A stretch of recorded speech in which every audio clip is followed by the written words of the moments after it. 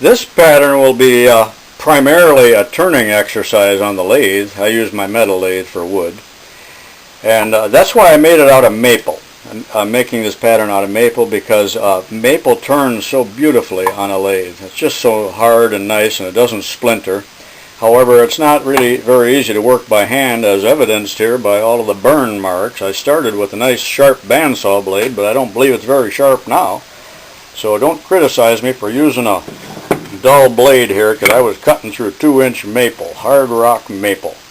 Now you say, why is this glued up so funny here? Well, first of all, I didn't have any pieces of maple big enough, and so I had to laminate it right here. And then this piece that is glued onto the top will be a portion of the largest part of the cylinder, and the rest would just be waste stock, so I only glued on there what I thought would be necessary. A lot of thought has to be given to this when you make a pattern before you even begin to make your first chip. Now these two halves, the next thing I'm going to do is drill dowel holes right on the center line, and so that they will come apart. And actually, I'm going to glue the two together first, then I will do that. Now, in order for these to come apart after the turning has been done, I'll lay a sheet of paper in here, regular typing paper, and I will put glue on both halves, clamp it, let it set overnight, then drill those holes, and after the whole project is done, I'll be able to stick a knife in there and pry the two pieces apart. But yet they'll be as one while we do our machining. We'll also need center holes in both ends, and I have initially milled some little grooves in there so that when I drill the center hole, it will be truly half on one side and half on the other. Similarly with the other end here. So, and those were laid out very carefully. You got to think a little bit ahead when you do this. I'm not sure if you'll understand what I'm talking about there, but we'll explain that a little bit more later, maybe, if I remember. It's already getting a little bit long here, but stay with me. So I'm going to glue these together and drill those holes, and then continue with this tomorrow.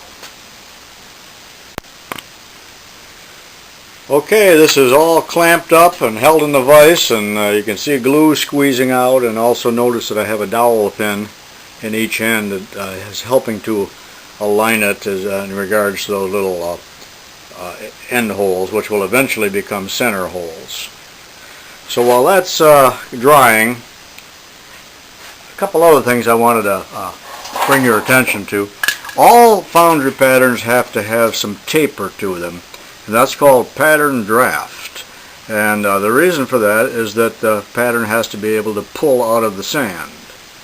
So this pattern that I made some time ago for a little engine, you can see that it's tapered really in every direction. That is, from the ends and from the sides, even some taper here on the little pedestals and taper here. And when you turn it over on the back side, you can see that it's, maybe you can't see, but that is all tapered.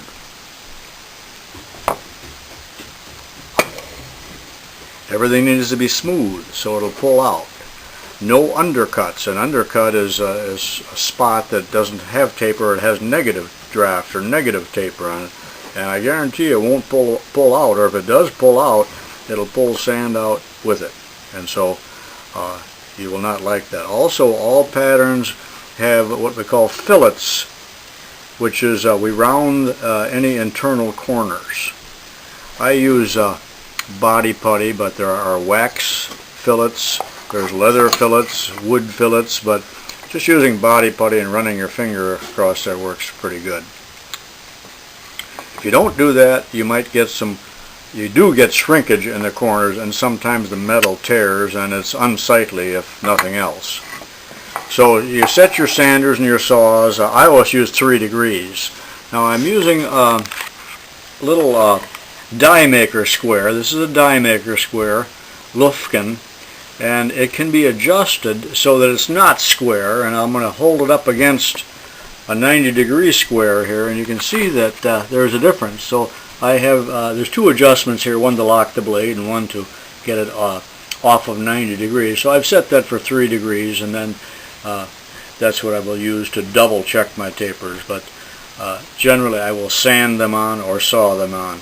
Now on this particular project that we're doing, it is cylindrical in shape, so naturally a cylinder is going to,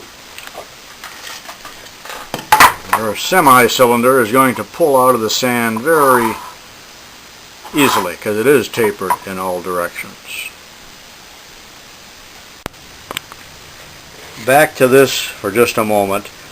I will also be making a top and a bottom for the cylinder. They're heads, if you will, so they're just very simple to make, and I probably won't spend any time talking about them other than right now, but here's a little one that fits one of my smaller engines, and you can just see it's a disc, and it's got a tapered end on it, and the piston rod will move through here, and that's basically what we're going to have on the bottom of this big cylinder.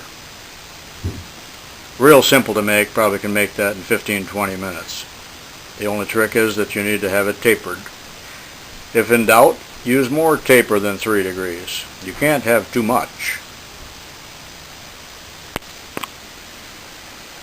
Okay, it's a day later and the glue has dried, so the next thing I'm going to do is to drill the 2 holes that will be the dowel pin alignment holes between the 2 halves.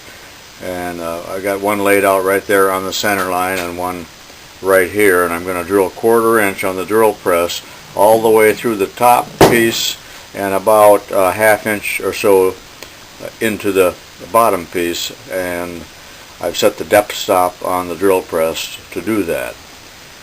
Then I'm also going to open up these holes on the end. Those are the holes that I milled with an 1/8 inch ball end mill onto each side, and I'm going to open that up with a center drill.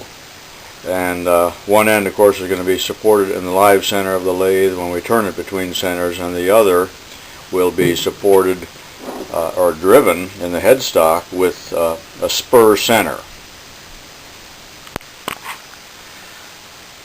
Alright, I've drilled holes that are a little bit deeper than halfway, and I'm going to drive some dowel pins in, just wooden dowels, put some glue on them, and that way when we turn this on the lathe, and these don't go all the way down, these are just enough to plug the holes so that when we turn them that'll be incorporated into a nice smooth finish.